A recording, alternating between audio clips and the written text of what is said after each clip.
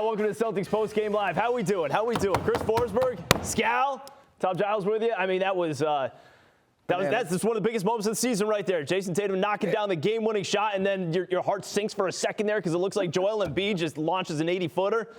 Man. You said it. Like, have we had a game?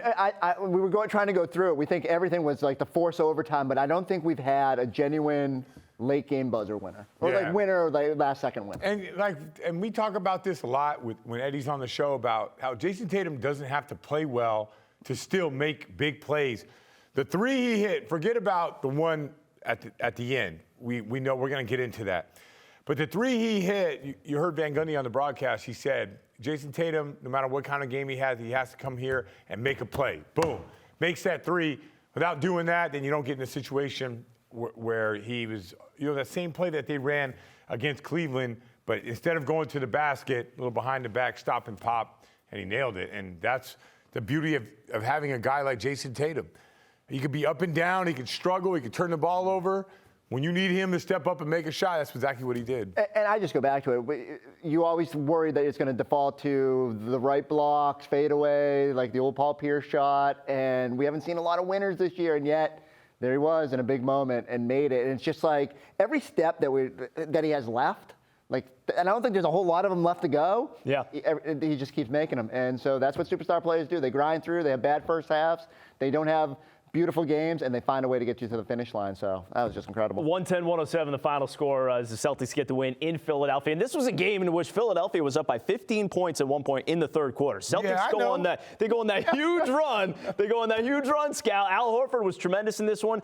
And then the Celtics were up 10. Philadelphia scratch and clawing their way back in the game. We saw things go back and forth, and we're going to check out the highlights in just a bit. But it's a gritty, tough win in a hostile environment with possibly the biggest shot of the season. So I think Forsberg nailed this at halftime. Once the Celtics went to their bench, to me, I felt it. Like, okay, right now they're going to make a run. Now, I didn't know how this thing was going to unfold. It went back and forth. Tatum had a few wide open shots that could have turned over like that.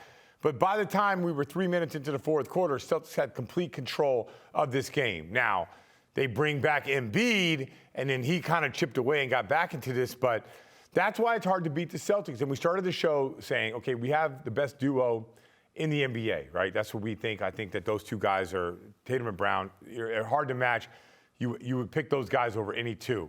But now you're talking about Marcus Smart, who didn't play well today, made some big moments, but Derek White was big and Malcolm Brogdon was big.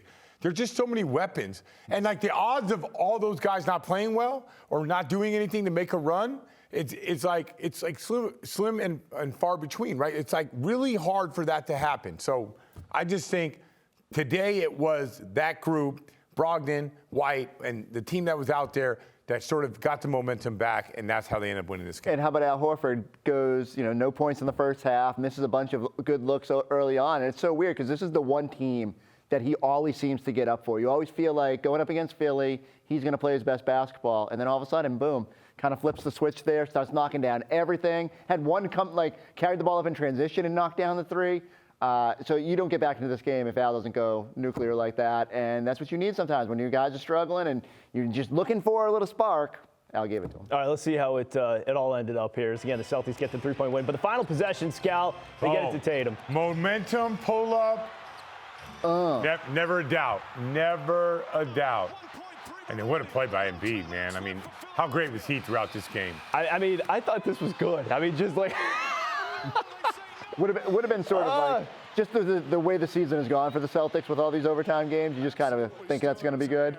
I know it's clearly late, but that's because you're freezing it and slowing it down completely. It wasn't that late. Yeah, he knew.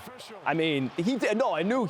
I know that he knew, but I had to kind of see. I had to see it on the replay to be sure because that was just a crazy finish. But again, Jayson Tatum with the killer instinct and. Yeah, a guy who really kind of struggled shooting the ball again, but made a couple big plays down the stretch, and we're going to relive some of them. But again, with the tip-in, crashing the glass late. Can we watch the last play again? Can we see that? It's such a blur because they were like switching the inbounder.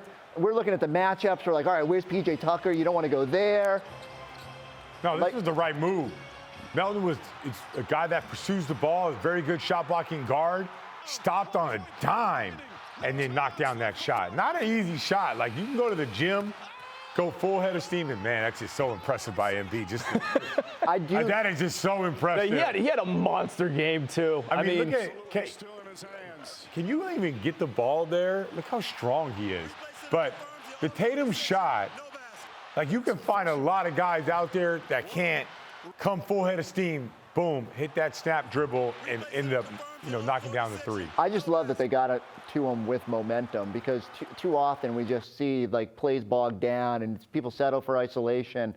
I love that. You give Smart, you get him ahead of steam, and you at least know something's going to happen. Gives him a chance to drive, or because he's Jayson Tatum, pull up like that. Yeah, just absolutely unbelievable. And again, Celtics picking up a huge win here in Philadelphia. Meanwhile, Abby Chin is standing by. She's got Rob Williams, who had 14 points, 8 rebounds on the night. Abby?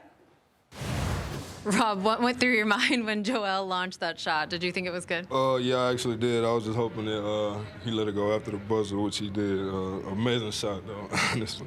Rough night for JT, but he comes through in the end. Was there ever any doubt? No, when we're not playing that good offensively, we rely on defense, we rely on each other. And he's a great player, a big player, made a big play at the end of the game. What kind of message does a win like this send in the East? We're willing to fight for all of our dubs. Obviously they are too. Great fall game. But, whether it's overtime or whether it's the last second, we fight to the end. Finally, can we start calling you mid-range Rob?